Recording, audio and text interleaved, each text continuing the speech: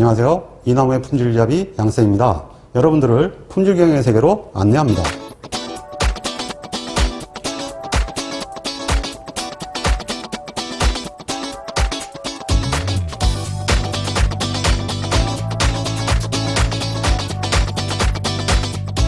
이번에는 여러가지 이산확률 분포에 대해서 학습합니다.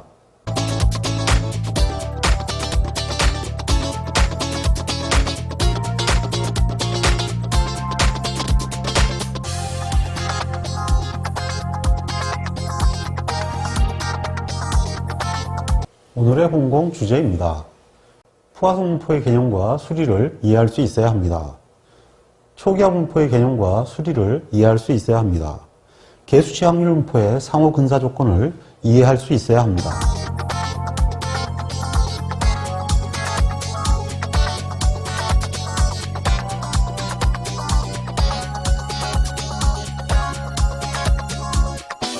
제8강의 첫 번째 주제는 포화성 분포에 관한 사항입니다.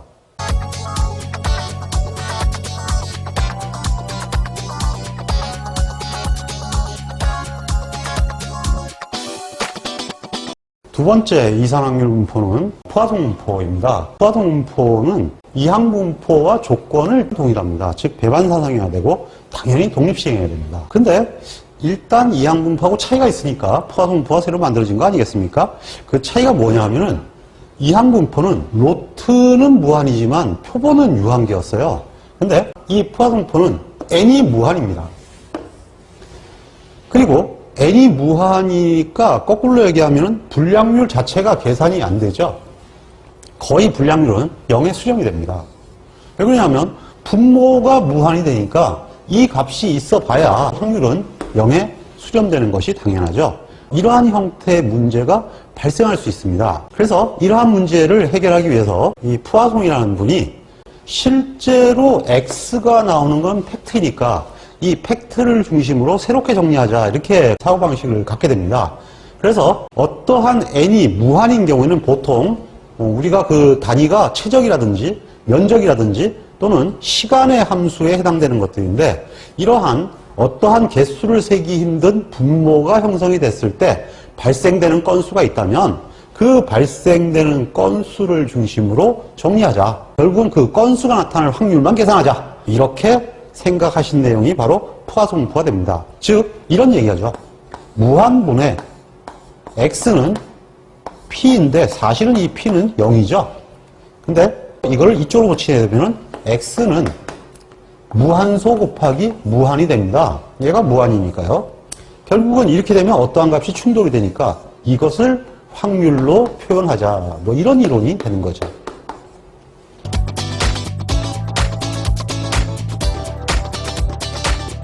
일반적으로 회사에서 포화성 분포를 따르는 품질 특성은 어떠한 단위 면적이나 최적에 따라서 나타나는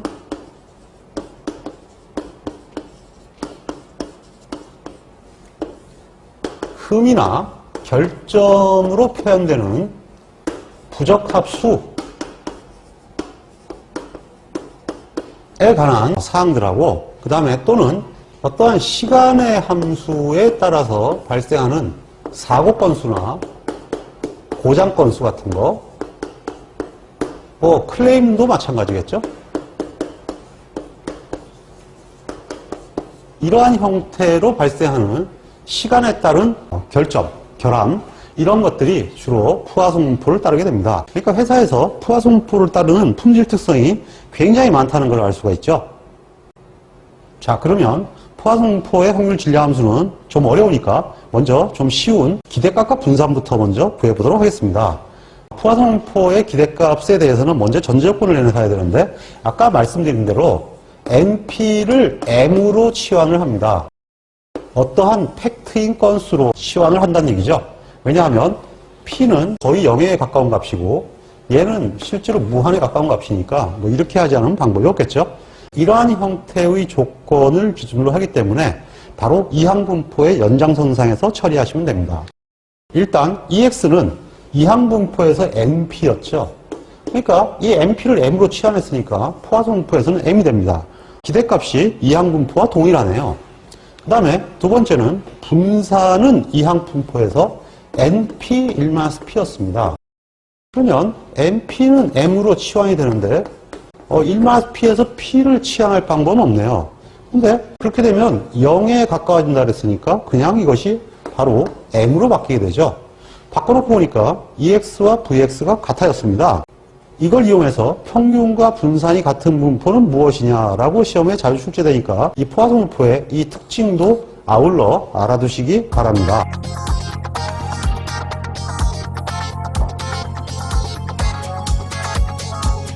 이번에는 포화성 분포의 확률 질량함수에 대해서 알아보도록 하겠습니다. 이 포화성 분포의 확률 질량함수는 이항분포의 공식에서 즉 NCX Px 1-P n-x가 되는데 이 이항분포의 확률 공식에서 n을 무한으로 보냄으로써 만들어지게 됩니다. 이 n이 무한일 때는 경우의 수가 무한이 나오니까 계산할 수가 없죠. 그래서 이것을 치환을 하게 되면 np를 m으로 치환할 때 2의 마이너스 m 곱하기 x 팩토리얼 분의 m의 x승이죠. 공식이 굉장히 까다롭지만 계산을 하기에는 굉장히 편한 식입니다. 여러분들은 실제 샘플링 검사에서 이 식을 이용해서 전체적으로 계산을 하기 때문에 이 확률 질량함수만큼은 반드시 암기를 해주셔야 됩니다. 자, 그러면 포화성 분포의 특징을 보도록 하겠습니다. 포화성 분포는 이항분포와 마찬가지로 기대값이 5보다 크면 정규분포에 근사합니다. 지금 현재 기대값 m이 0.5인 경우에는 거의 0을 중심으로 분포함수가 나타남을 알 수가 있습니다. 근데 기대값이 5에 이르게 되면 거의 좌우대칭 형태 구조의 정규분포형 그래프가 나타나고 있죠. 그래서 실제로 이항분포와 마찬가지로 포화성 분포도 m이 5보다 커야 정규근사가 됨을 알 수가 있습니다. 그리고 앞 시간에 설명한 대로 평균과 분산이 m으로 같은 분포라는 것을 반드시 명심해 주시기 바랍니다.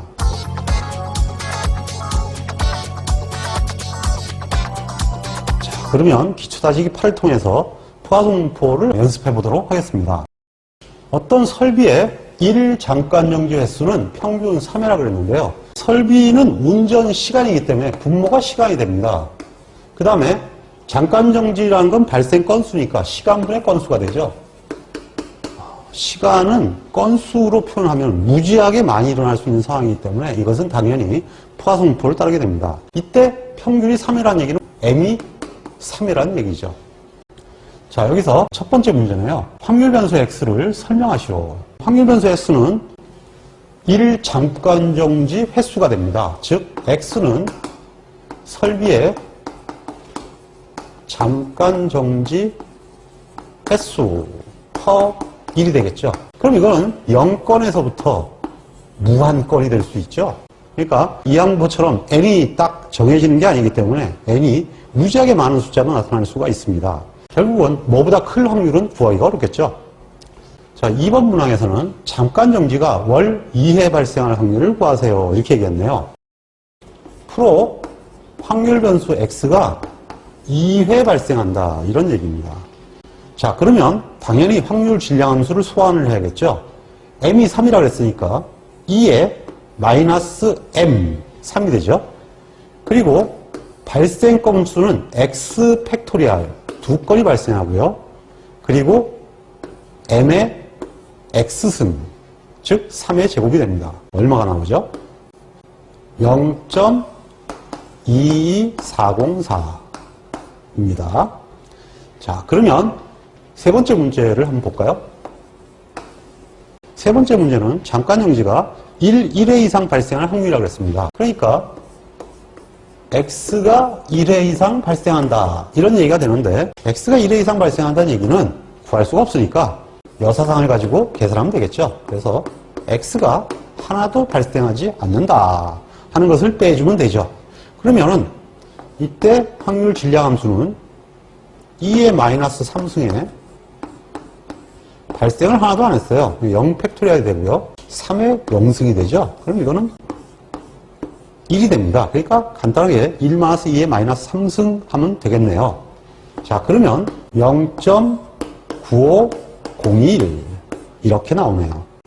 자, 그리고 네 번째 문제는 분산을 구하라고 했습니다. 그러면 분산은 어떻게 되느냐? 이거는 EX와 VX가 같은 유일한 분포니까 그냥 M이 되죠. 그래서 당연히 3이 되겠죠. 뭐.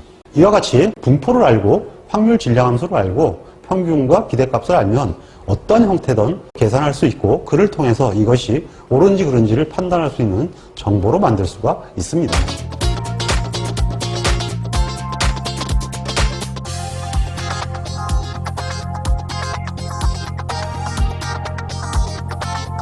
이번에는 초기화분포의 법칙과 수리에 관해서 학습합니다.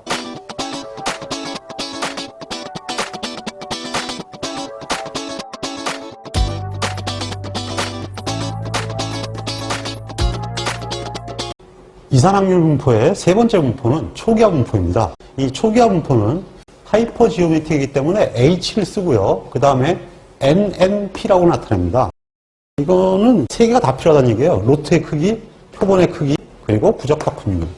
이 세 가지를 모두 알아야만 계산을 할 수가 있습니다. 우선 이항분포와 동일한 것은 사상은 배반이어야 합니다. 그러니까 우리 품질 관리는 배반 사상이 아니면 아예 얘기가 안 되기 때문에 배반 사상을 중심으로 모든 걸 얘기하게 되겠습니다. 자, 역시 마찬가지로 초기화도 배반 사상이죠. 다만 달라지는 게 시행이 독립이 아닙니다. 우선 초기화 분포는 유한 모집단에서 시작합니다. 그러니까 로트의 크기가 굉장히 작아요. n이 작은 편이고요. 그리고 무조건 비보건 추출입니다. 그러니까 주사위 같은 그런 게임은 안 되는 거죠. 일단 뽑으면 계속 개수가 줄어드는 형태가 되기 때문에 확률이 변합니다. 즉 확률이 앞에 시행에 영향을 받게 되죠. 이러한 경우는 독립시행이 아니죠. 그래서 독립시행이 아닌 경우에 해당되는 분포가 되겠습니다. 자, 그러면 먼저 기대값을 구해보도록 하겠습니다. 이 기대값은 초기화 분포가 됐던 이항 분포가 됐던 포화성 분포가 됐던 모두 똑같습니다. 즉 EX는 N개를 샘플링 하는데 불량 개수 중에서 뽑는 거기 때문에 N분의 NP 중에서 나오게 되겠죠. 이렇게 약분을 하게 되면 NP가 되죠. 그래서 초기화 분포의 기대값은 NP입니다. 이번에는 초기화 분포의 분산에 대해서 알아보도록 하겠습니다. 이 초기화 분포의 분산은 이항 분포하고 좀 차이가 있는데요. 표본을 계속 N개를 뽑아나가기 때문에 결론적으로 정보를 가지고 로트를 판단할 때 로트의 개수가 n-n개로 줄어있는 상태가 됩니다. 그러면 당연히 산포가 작아지게 되는데요. 이거를 뭐라고 설명드리기 굉장히 어렵고 시쳇말로 한번 설명을 해보도록 하겠습니다. 여러분들 그 고스톱 아시죠? 이 고스톱을 치다 보면은 첩법은 잘했다고 축하금을 줍니다. 왜냐하면 이 첩법은 그만큼 하기가 어려운 확률이기 때문이죠. 근데 고스톱을 치면서 계속 화투장을 까나하다 보면 거의 막판 비슷한 형태로 가게 되는데 막판 근처로 가가지고 뻑을 하게 되면 돈을 주지 않습니다.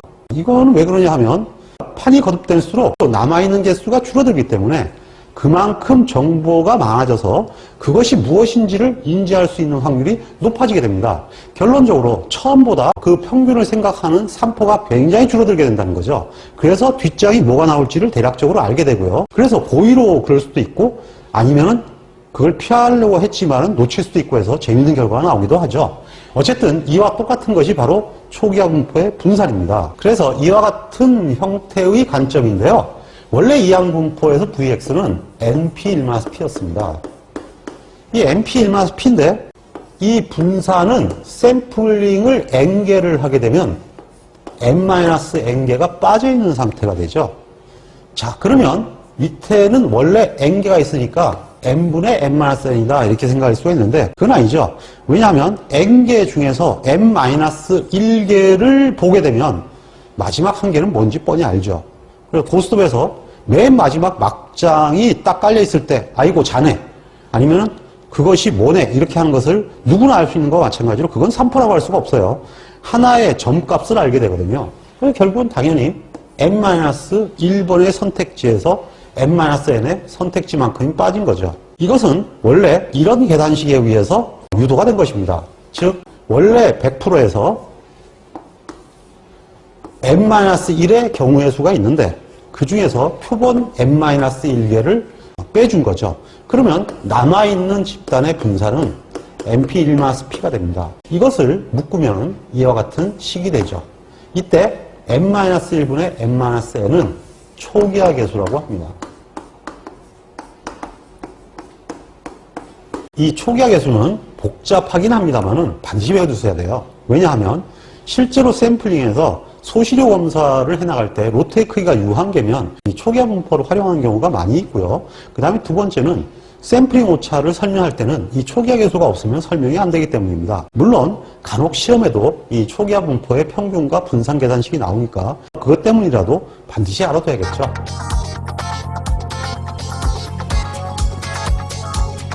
이번에는 초기화 분포의 확률 질량 함수에 관한 설명입니다. 초기화 분포의 확률 질량 함수는 계속 확률이 변하기 때문에 매우 계산이 어렵습니다. 그래서 아주 원초적으로 계산합니다. 무슨 방식이냐 하면은 확률 변수 x가 출현되는 확률에 대한 경우의 수를 분자로 하고요. 전체 출현 기회를 분모로 해가지고 그 비율로 구합니다. 무슨 얘기냐 하면은 어떠한 확률 변수가 x가 나올 확률을 구하시오 이렇게 얘기를 하면 먼저 분모는 이렇게 구합니다. 노트에서 표본을 샘플링하는 전체적인 경우의 수를 분모를 하고요.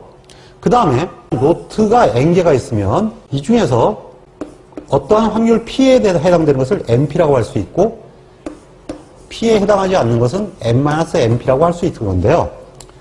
여기서 몇 개가 나오냐면 X개가 나오는 것이고 여기서 n-X개가 나오는 거예요. 그러니까 이 NP개에서 X가 출현될 확률에다가 그리고 n-NP에서 n-X개가 출현될 확률을 서로 곱해서 n에서 n이 출현할 확률을 나눈 비율로 확률 질량 함수를 계산합니다. 물론 시행착오법으로 구할 수도 있겠습니다만은 어쨌든 이 공식은 여러 번 사용해보면 그다지 어렵지 않게 외울 수가 있으니까 문제를 풀어보시면서 반드시 이 공식을 익히시기를 권합니다.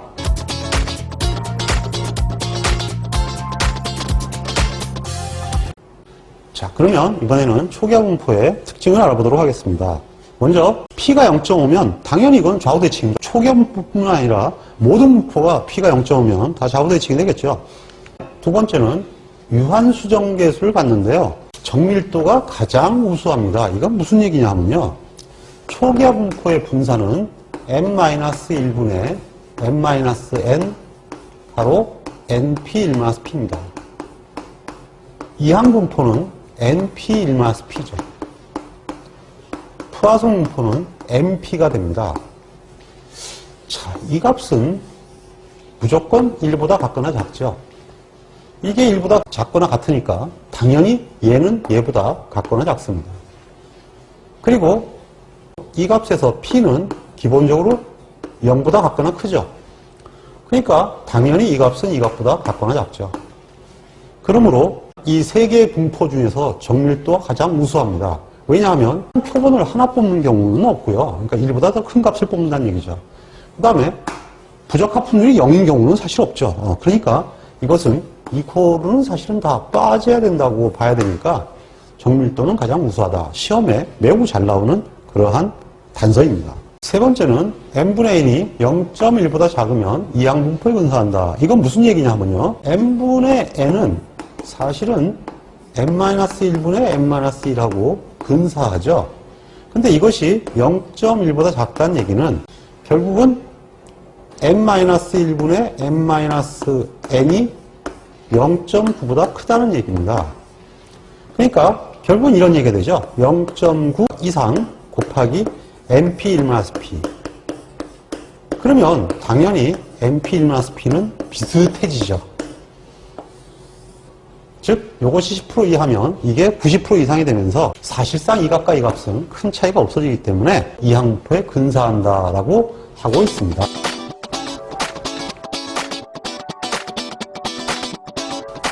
자, 그러면 기초다지기 9를 통해서 초기화 분포를 한번 연습해 보도록 하겠습니다. 전구가 15개가 있다 그러는데요. 그러면 이 로트의 크기가 15개라는 얘기죠. 그 다음에 5개가 부적합이라고 했어요. 그럼 부적합은 NP인데요. NP가 5개네요. 그리고 여기서 임의로 전구를 3개를 취했다. 즉 랜덤으로 전구를 3개를 취했다니까 표본의 크기를 3으로 하였다. 이런 얘기가 되는 거죠. 물음에 답하시오. 이렇게 질문이 되었습니다. 자, 그러면 이제 대충 그려보면 이런 얘기가 되는 거죠. 양품이 10개가 있고요. 부적합품이 5개가 있습니다. 그럼 이제 n이 15개가 되죠. 여기서 이제 샘플링으로 3개를 취한다. 뭐 이런 얘기인데요. 자, 그러면 지금부터 물음에 답해보죠. 첫 번째, 1개가 부적합품일 확률을 구하시오. 이렇게 얘기했어요. 1개가 부적합이라는 얘기는 x가 1일 확률 이렇게 됩니다. 먼저 확률 질량함수를 이용해서 구해보도록 하겠습니다. 확률 질량함수는 로트의 크기가 15개인데 표본을 딸랑 3개를 취하네요. 15C3이 전체 경우의 수가 됩니다. 그리고 부적합품이 5개에서 하나가 나와야 됩니다. 그러면 나머지는 적합품 중에서 당연히 2개가 나와야 식이 정리가 되죠. 네, 얼마가 나오나요? 0.49451이 나왔습니다. 자, 그러면 이것을 시행착오법으로 풀면 어떻게 될까요? 시행착오법으로 3개를 취했을 때 하나가 불량일 확률은 양품, 양품, 불량, 양품, 불량, 양품, 불량, 양품, 양품의 3가지입니다. 먼저 이 경우에는 15분의 양품이 나니까 10이 되고요. 여기서 나오는 거죠. 그 다음에 하나가 빠져나갔어요. 그럼 9개가 남죠. 그리고 두 번째도 양품이 나오니까 14분의 하나가 빠져나가서 9가 되네요. 그리고 이제 2개를 샘플링하면 세 번째 샘플링하면 13개가 남은 상태에서 나오게 되죠. 이번에는 X가 나와야 되니까 5개 온전하게 있는 것 중에서 나와야겠죠. 13분의 5가 됩니다. 그 다음에 얘는 또 어떻게 되나요? 처음에 양품이 나오니까 똑같이 15분의 10인데 두 번째는 부적합품이 나왔습니다. 일단 하나 빠져나왔으니까 14개가 남았죠. 14개에서 5개가 나오고요. 세 번째는 이제 2개가 빠졌으니까 13개가 남았죠. 근데 이 동그라미 나오는데 하나 없으니까 9개에서 나와야 됩니다. 그러니까 13분의 9가 되죠. 세 번째 확률은 먼저 부적합품이 나왔네요. 15개에서 5개가 나옵니다. 이제 이게 빠져나갔죠. 그러면 이제 14개가 남았는데 적합품이 나와요. 10개 중에 아무거나 나오면 됩니다. 하나 또 빠져야겠죠. 이번에도 적합품이 나왔으니까 13개에서 남은 9개 중에 나오면 되죠. 자, 이렇게 해서 계속 확률이 바뀌게 되는데 근데 걱정하실 필요는 없어요. 밑에는 15, 14, 13으로 다 동일하고요. 위에는 이게 바뀐 것 같지만 19, 19, 19, 5 이렇게 똑같은 숫자로 들어갑니다. 결국은 이것을 확률 계산해보면 이렇게 된다는 얘기죠. 3 곱하기 15분의 10 곱하기 14분의 9 곱하기 13분의 5 이렇게 되고요. 이것이 3개. 뭐 이런 확률이 된다는 얘기죠. 이것과 이것은 계산 결과의 값이 같게 나오게 됩니다. 그렇지만 아무리 봐도 이렇게 계산하는 것보다는 이렇게 계산하는 것이 굉장히 경제적임을 알게 되죠. 그래서 반드시 확률 질량함수를 익혀두시고 이렇게 초등학생처럼 풀지 마시고 이렇게 풀어가는 습관을 키우시길 바랍니다. 자, 두 번째는 분산을 구하라고 하였습니다. 분산은 굉장히 좀 복잡한 식으로 구해야 되겠죠? 어디 외웠나 한번 써볼까요? 초기화계 수가 오게 됩니다. n-1분의 n개가 빠졌어요. 그리고 np 1-p입니다. 자, 제가 외우는 방법 보셨죠? n개 로트의 자유도입니다. 자유도에서 n개가 빠졌어요. 이렇게 외웁니다. 자, 그러면 이대로 공식을 한번 넣어볼까요? 15개인데 사실은 뭐 14번만 확인할 수가 있고요. 그 다음에 15개에서 실험상 3개가 빠졌어요. 그리고 3개가 있고요. 이것은 부적합품률의 확률이니까 15분의 5, 즉 3분의 1이네요. 3분의 1, P가 되고요. 그 다음 1-P는 1-3분의 1이 되겠죠. 얼마가 나오나요? 0.57143이 나옵니다.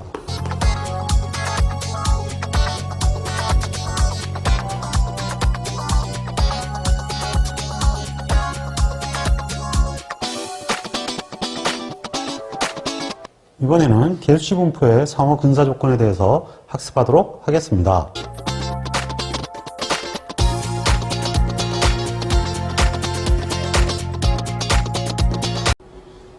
자, 지금까지 배운 초기화 분포, 이항 분포, 포화성 분포의 관계를 한번 종합적으로 정리를 해보도록 하겠습니다. 공식도 외울 겸 관계도 볼 겸 잘 따라오시기 바라요. 우선 초기화 분포는 n이 유한이고요.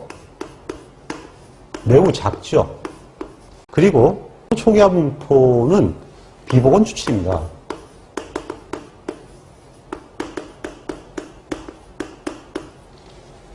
그리고 전제 조건은 모두 사상은 배반이죠. 이 초기화 분포의 EX는 MP가 되겠습니다.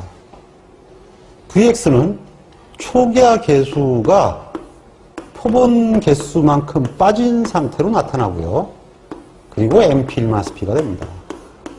원래 P 1-P는 베르누이의 정의였죠. 거기서 N개를 뽑는다. 그래서 이제 보태진 거죠.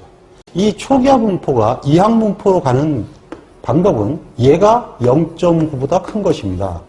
이게 0.9보다 큰 것은 거꾸로 n분의 n이 0.1보다 작다.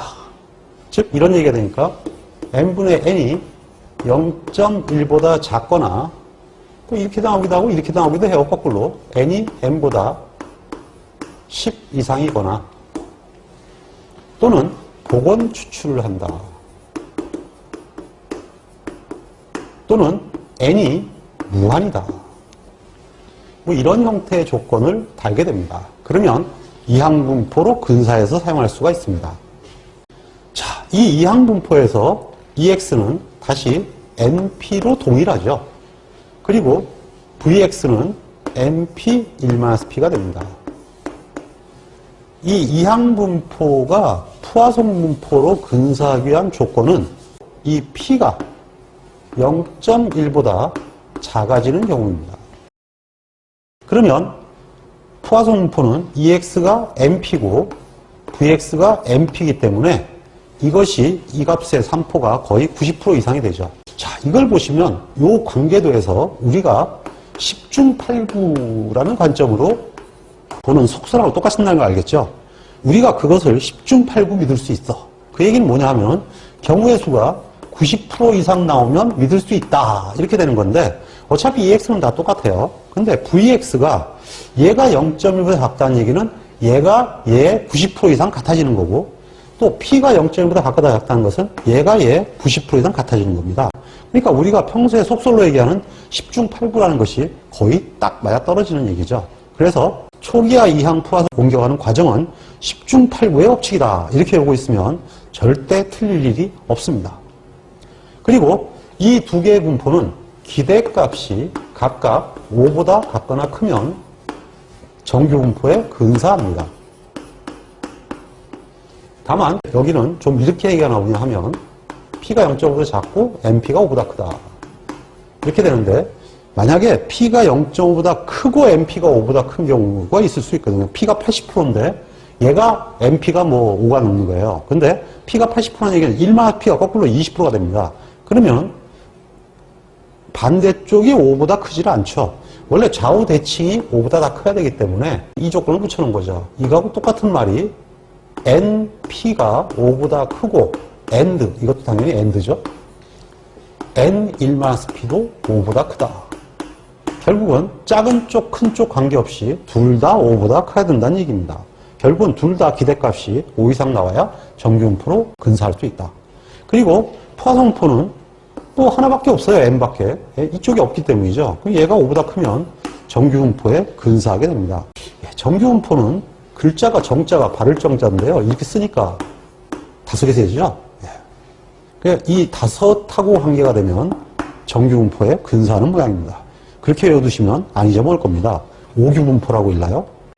지금까지 이산화율 분포에 대해서 알아보았습니다. 특히 이 세 개의 분포 간의 관계와 그 분포가 추후 얘기가 되겠지만 정규분포의 관계는 확실히 정리해서 반드시 외워두시기 바랍니다. 이것은 필기고 실기고 무조건 시험에 나오는 거니까 안 외워두시면 후회하실 거예요.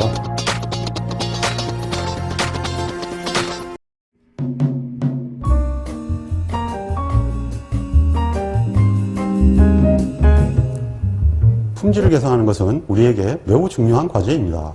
품질을 개선하기 위해서는 반드시 측정이라는 과정을 거쳐야 합니다. 측정할 수 없으면 개선할 수 없기 때문입니다. 우리는 통계적 품질 관리를 통하여 측정 기술을 배우고 있습니다. 끝까지 학습하셔서 훌륭한 품질 엔지니어가 되시기를 기원합니다. 홍콩 파이팅!